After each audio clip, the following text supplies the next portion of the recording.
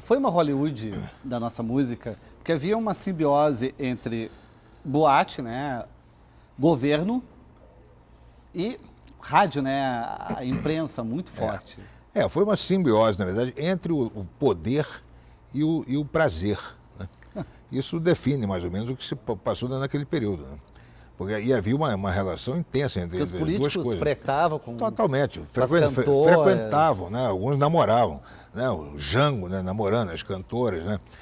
E você vê, por exemplo, a secretária particular do Getúlio, a Lourdes Lessa, toda noite ela saía do Palácio do Catete, saía à tarde, e a 1h da manhã ela ia para o Vogue, para a boate Vogue, né? Então você está sentado lá tomando seu uísque, ao seu lado está a secretária particular do presidente da República, certamente comentando com as pessoas na mesa alguma intimidade, né, do poder naquele dia, né? O que assinalou o fim do samba-canção no sentido de fim do triunfo, né? Uma decadência lenta? Não, o samba-canção não acabou exatamente. Ele foi deixando de ser reconhecido como tal, porque a música brasileira deixou de classificar os diversos ritmos pelo nome. Então você parou de chamar samba-canção de samba-canção, você parou de chamar marchinha de marchinha e valsa de valsa, virou tudo uma grande MPB, que é um troço que não quer dizer nada, né? Só que continuaram fazendo samba-canção. Isso tu acha que foi um crime que foi feito? Colocar tudo nesse liquidificador? Isso aí foi uma coisa triste, porque isso aí privou o brasileiro da sua grande cultura, privou o brasileiro de saber da riquíssima variedade rítmica do Brasil, da música brasileira. Nos levou ao analfabetismo musical? Sem a menor dúvida. Porque tudo é MPB, na verdade, a gente não faz tudo em nada, exatamente. Em nada. Pois é. A obsessão é a fonte da genialidade e da loucura. Tu acredita que se tu não fosse obsessivo, tu não seria tão talentoso, tão vocacionado? Porque eu vejo, Rui, algo nos teus livros, teus diferentes livros, tu não tem um estilo. Tu é como se tivesse um gênero musical. Tu escreve como se fosse um gênero musical. E tu vai ver, Nelson Rodrigues é diferente de Carmen Miranda, que é diferente de Chega de Saudade, que é diferente da Noite do Meu Bem, e assim por diante. Tu tem uma essência, mas tu muda o ritmo. A maneira de escrever é diferente, você acha? Eu acho que é diferente. Eu acho que está havendo, de muitos anos para cá, uma depuração, né?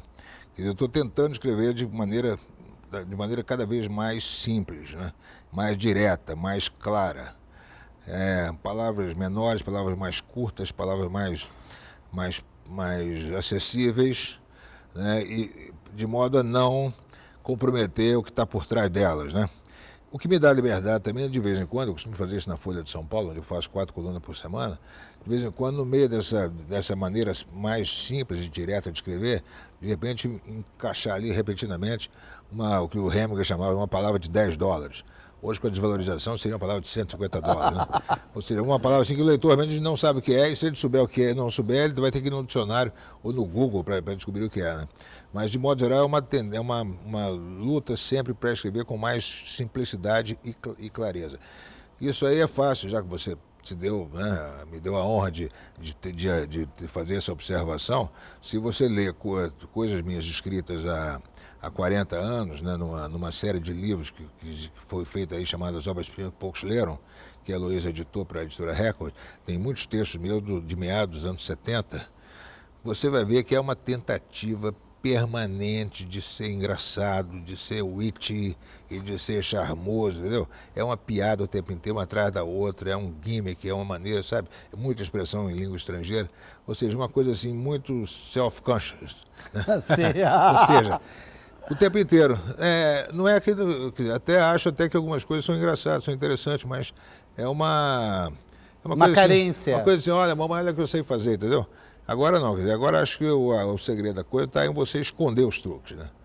Você parecer, dar a entender que você escreve de maneira simples, sem prejuízo da informação, que é a coisa mais importante que tem que estar por trás do texto. Ou seja, agora que tu tem o maior domínio vocabular, maior cultura, tu quer ser mais simples possível, tu renuncia. Exatamente. No caso, a Pão na Chanchada, e a chanchada e todo esse apogeu desse cinema mais comercial teve muito preconceito. Revitalizar isso, tu acha? Porque o cinema é muito mais bem feito em termos de execução, em termos de cuidado. A gente perdeu essa técnica, porque depois o cinema brasileiro acabou ficando muito mais ideia do que técnica. Esse filme faz parte daquele gênero musical chamado chanchada, que era feito não só pela Atlântida, mas por vários outros estúdios também. Né? Havia diretores que eram profissionais de dirigir chanchada, né? Como Carlos Manga, né? E J.B. Tanco, né? E vários outros. Havia atores, né? Que eram especialistas na comédia, não só na baixa comédia, que era o segredo da chanchada, né? Que é a torta na cara, a correria, coisa, mas também na comédia mais sofisticada. O Oscarito podia ser sofisticadíssimo, se quisesse, né? Então, quer dizer, esses filmes tinham um grande apelo popular, o país inteiro adorava, as pessoas que não sabiam, o Brasil tinha um altíssimo grau de analfabetismo naquela época, nos anos 50 ainda. Então, quer dizer, esses filmes atingiam, inclusive, até mesmo essa camada da população. Agora, o cinema estava passando por um período de gentrificação, digamos assim, né? Quer dizer, no final dos anos 40, depois da guerra, principalmente, dos anos 50, muitos críticos ainda tinham que batalhar para convencer o leitor do jornal de que aquele filme que eles estavam criticando era supostamente uma obra de arte, né? Era uma coisa séria, né, que transmitia mensagens e pensamentos, né? O diretor era um homem que tinha todo um universo intelectual que ele conseguia passar para os filmes, porque não era essa a ideia que o espectador comum tinha do cinema. O diretor de cinema era inteiramente ignorado. Os únicos dois diretores conhecidos da grande massa eram o C.S.B. DeMille e mais ou menos o Hitchcock. Ninguém sabia direito quem era John Ford, entendeu? Então, num universo como esse, né, em que havia uma luta para convencer as pessoas de que o cinema era uma coisa séria, importante, profunda, como é que você vai botar a chanchada nesse universo? A chanchada não podia fazer parte, né? Era uma coisa vulgar, né? Uma coisa assim, meio que parenta do teatro de revista, né? Que não podia se comparar ao grande teatro, né? Então a chanchada foi muito vítima, né, desse tipo de preconceito dos críticos e da luta dos críticos para fazer o cinema parecer uma coisa séria. Aí na virada para os anos 60, né?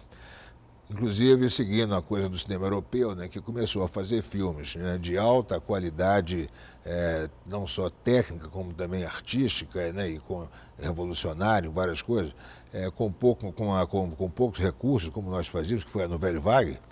Aí o cinema brasileiro enveredou por esse caminho, né, e começou a fazer filmes altamente intelectualizados, que não tinham menor apelo popular, nem comercial, nem nada, e também duraram 10 anos, também finalmente não havia mais que financiasse aqueles filmes. Aí veio o ciclo das pornochanchadas, né, que não tinha de maneira alguma a graça, a elegância e a sofisticação das chanchadas originais. Que é uma distorção, né? Já. Era outra coisa, outra situação. Então a chanchada foi uma vítima disso. Se a gente tivesse continuado com a produção das chanchadas, o cinema brasileiro teria um maior aporte hoje em dia? Eu acho que sim, nunca tinha pensado nisso, mas acho que você tem razão. Por exemplo, olha, coisas extraordinárias foram feitas na chanchada. Tem uma sequência no filme, se não me engano, Os Dois Ladrões, que é o filme do Oscarito, também do Oscarito, em que o Oscarito e a Eva Todor fazem aquela situação clássica do corredor, do encontro de duas pessoas no corredor, que foi feita no cinema americano pelos irmãos Marx, pelo Groucho e pelo Harpo, no filme americano, que agora não me lembro o nome. Que é aquela situação em que os dois estão vestidos de maneira igual, exatamente igual, maquiados, quer dizer, o mesmo cabelo, o Oscarito fantasiado de Eva Todor, se cruzam, devido a uma situação da história, se cruzam no corredor e eles pensam que estão diante de um espelho. Então, como se desconfiam que pode não ser um espelho, começam a fazer coisas para ver se o outro vai fazer também. Eles fazem tudo igual, é impressionante, é um espelho a dois, ao vivo, né? A sequência do Oscarito com a Eva Todor é muito melhor do que a do Groucho Marx, a do Harpo Marx, sabe? E nós perdemos isso. Puxa a alavanca de novo. Dá-lhe, Rui.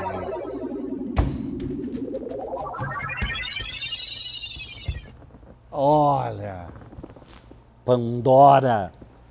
Qual o segredo que tu nunca revelou pra ninguém? É evidente que você vai ter que revelar agora e isso acaba de ser um dialético, um movimento dialético. Por que alguém vai revelar um segredo que nunca revelou a ninguém na TV? Porque não tem segredo. Ah, não, isso não. Na verdade, é.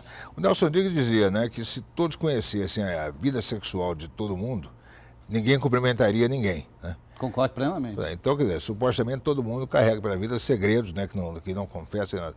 Mas eu me considero uma pessoa bastante transparente, né? Então conta o segredo de alguém.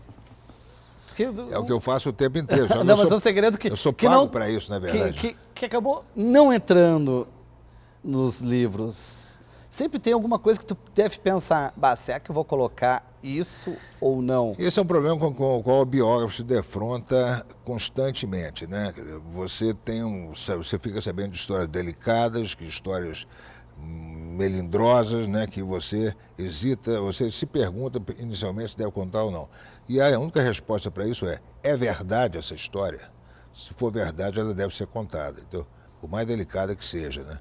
Então, por exemplo, o livro do Garrincha, por exemplo, eu passava, isso foi há 20 anos, eu estava fazendo o livro, eu passava na rua, as pessoas lá no Rio, diziam, e aí, Rui, você vai contar a história que o Garrincha é filho da irmã dele? Como é que é isso? É, filho da irmã, o pai dele foi lá e beliscou uma filha e nasceu o Garrincha. Tá, como é que você sabe disso? Você estava lá? Não, mas todo mundo sabe disso, tá bom. E realmente várias pessoas me perguntaram, quase que me desafiando se eu ia ter coragem de contar essa história. Bom, como é que você faz para saber se vai contar ou não? Vai às fontes, né? E as fontes quais são? Moravam todos lá naquela pequena cidade onde o Garrincha nasceu, chamada, com todo respeito, Pau Grande, né? Eu fui lá umas 8 vezes, né? Passei lá o dia inteiro, em cada uma dessas vezes.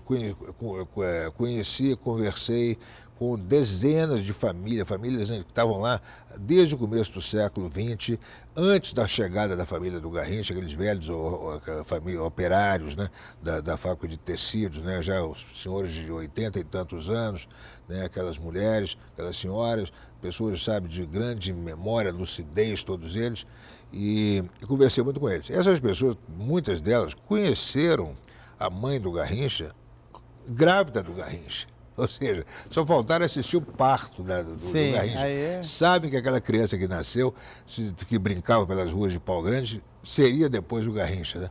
E para completar, a irmã mais velha do Garrincha é 8 anos mais velha que o Garrincha. Ou seja, não tinha dificilmente. como. Pois é, então eu contei essa história, eu desmenti essa história com grande autoridade e até com grande prazer também. Agora você me pergunta, e suponha que fosse verdade?